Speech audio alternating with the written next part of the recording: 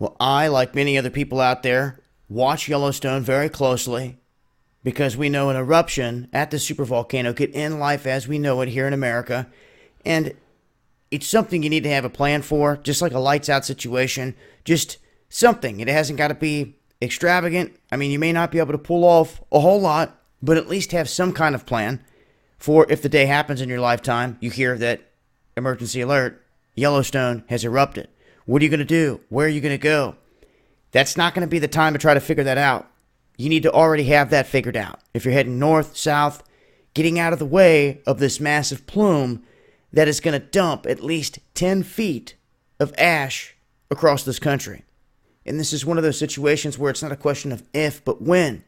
Now, a full-blown eruption of Yellowstone could potentially dump a suffocating layer, like I said, of 10 foot of this ash across the country, which would end everything.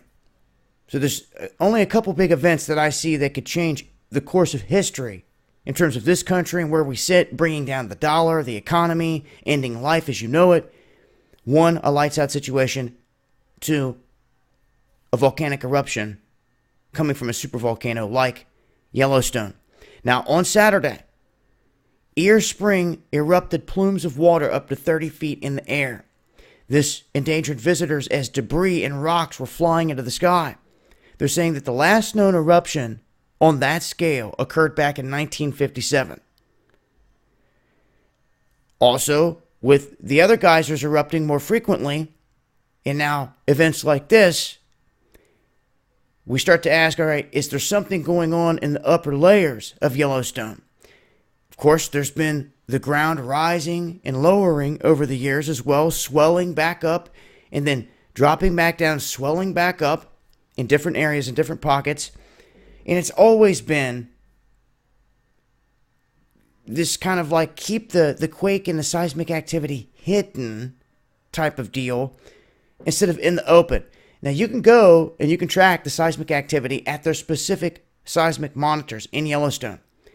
What I just don't get is why USGS and many of the others don't want to list every single quake that hits there. Because even Global Incident is now showing like 0.2 quakes, like very small quakes, which means that they could list it, but for whatever reason, they're choosing not to. Every now and then they'll show one or two, unless there's an obvious swarm of 2 to 3 in magnitude or greater going on at the site. Any swarms of like half a magnitude or less that is ongoing kind of goes unseen, and those are important to watch.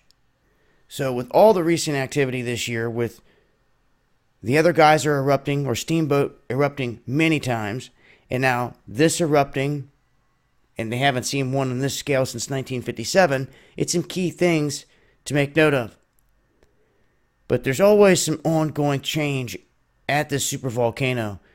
I went there in the flesh to check it out myself, just to get a feel for this place, and it's just absolutely massive, very unique, and very beautiful in its own right.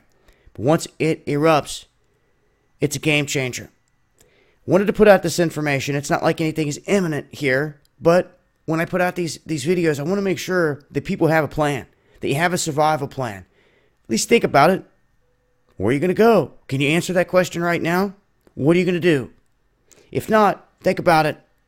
Try to answer that. I'll leave links. Tune in to Underground World News Live, Friday nights, 8 p.m. Eastern, Dabu 77. Peace.